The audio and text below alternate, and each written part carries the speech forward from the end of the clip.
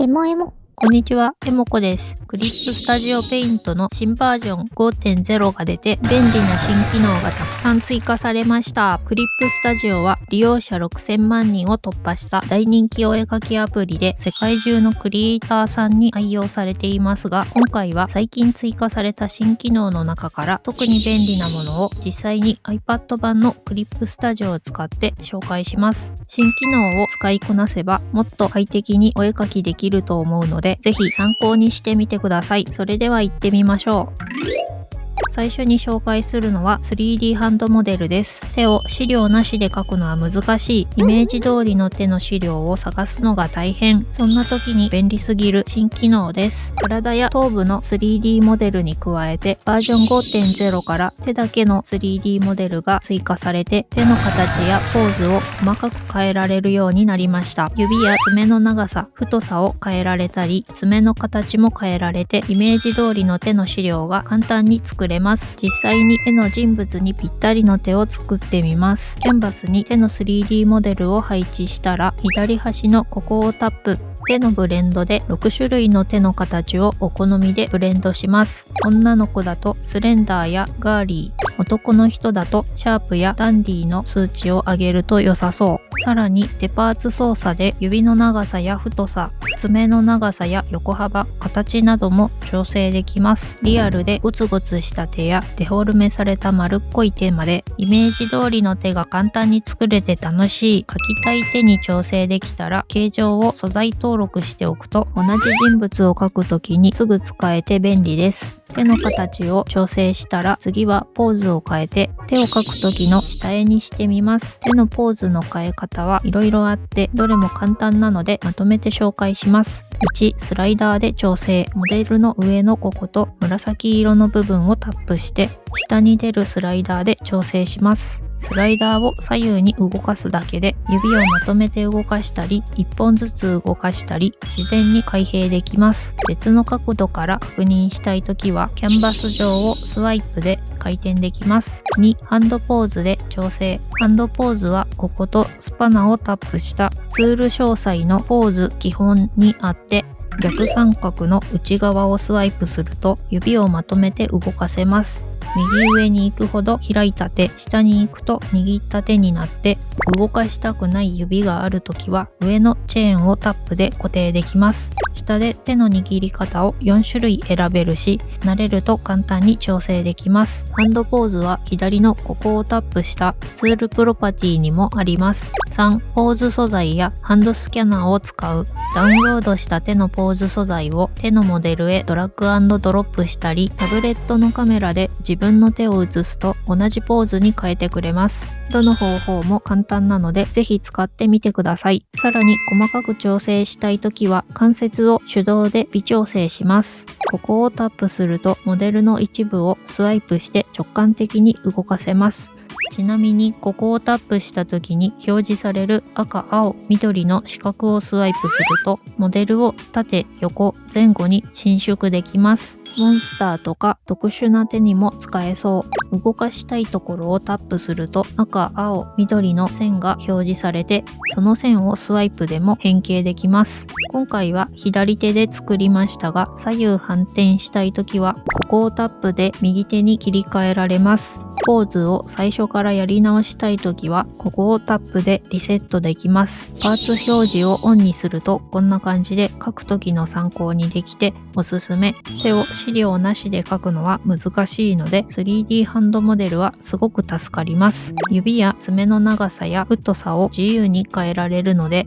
いろいろなキャラの手が描きやすくなって嬉しい。他にも 3D の機能がいろいろ便利になっていて、 3D テクスチャペイントもさらに進化しています。バージョン 4.0 はデッサン人形と 3D プリミティブだけでしたが、バージョン 5.0 から他の 3D オブジェクト素材にも直接ペイントできるようになりました。例えば人物をいろんな角度から描きたいときに、持ち物などの 3D オブジェクトに模様などを描いておくと 3D で回転して描きたい角度から見たり、絵の資料などに使えそうです。3D オブジェクトはクリップスタジオアセッツからダウンロードしたり、自作の 3D モデルにもペイントできます。テクスチャを一括書き出しできるので、3D モデルのテクスチャ作成にも使えそうです。他にもバージョン 4.2 からフォトリアルな金属感、光沢感の表現に対応していましたが、バージョン 5.0 から VRM 形式のモデルもフォトリアル形式で読み込めるようになって、金属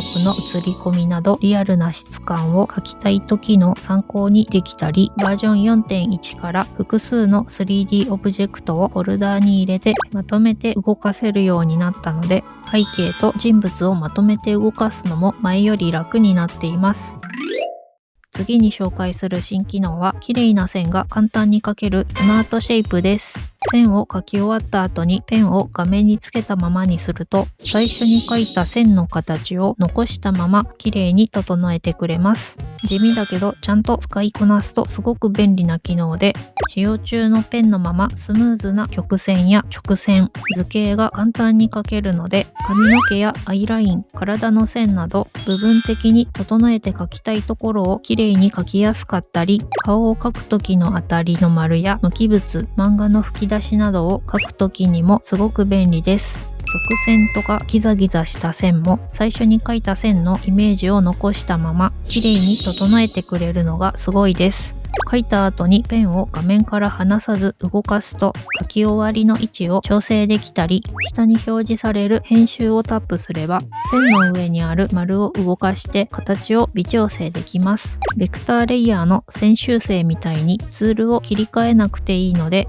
絵を描きながら気軽に使えるのがいい感じです。丸や四角、三角などの図形も書いた後にペンを画面から離さず動かせばサイズや角度を調整できます。ペンを画面から離すと下に編集ボタンが表示されて、正円や正方形など他の図形に変えることもできます。スマートシェイプはペンだけじゃなく、消しゴムや色混ぜツール、デコレーションなどでも使えるので、線画以外にも使えてすごくいいアップデートだと思います。次はバージョン 5.0 で使いやすくなったところを紹介します。まず1つ目、色調補正の一括処理で複数のレイヤーの色をまとめて調整できるようになりました。今までの色調補正レイヤーで複数のレイヤーの色を変える方法だと、加筆した時に色が変わって困っていたので、色塗りしやすくなって嬉しい。そして2つ目、素材パレットでよく使う素材を探しやすくなりました。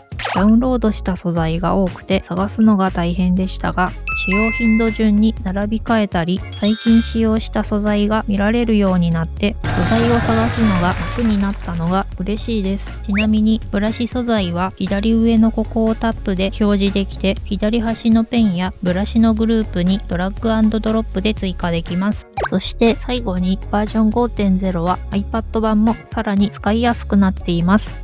iPad は高性能なパソコンと比べると、重たい処理をした時に動きが遅くなったり、長時間作業するとたまにアプリが止まることがありますが、バージョン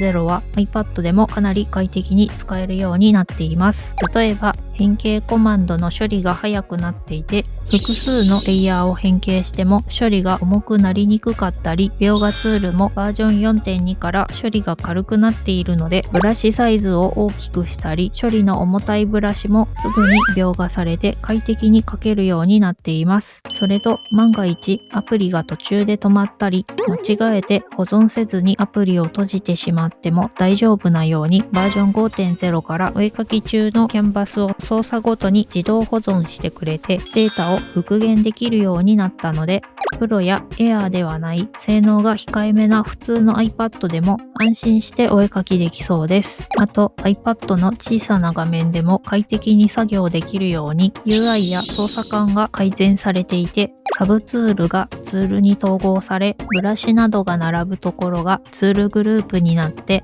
画面がすっきり見やすくなりました。左端のツールを2回タップすると関連パレットが出るようになって、ツールから関連パレットを表示で UI を非表示にできるので iPad の小さな画面でもキャンバスを広く使えて快適です。タブレット向けのシンプルモードもバージョン 4.1 から 4.2 で便利な機能が追加されていて、シンプルなアニメーション作成機能やパペット機能、3D 頭部モデルやサブビューがシンプルモードにも追加されて、シンプルモードがどんどん使いやすくなっているので、私も最近はシンプルモードで広々作業をして、スタジオモードの機能を使いたい時だけ切り替えるみたいに使い分けています。シンプルモードとスタジオモードの切り替えは左下のここをタップすると簡単です。切り替えボタンは好きな位置に移動したり非表示にできます。ツールの処理が早くなったり、シンプルモードが使いやすくなって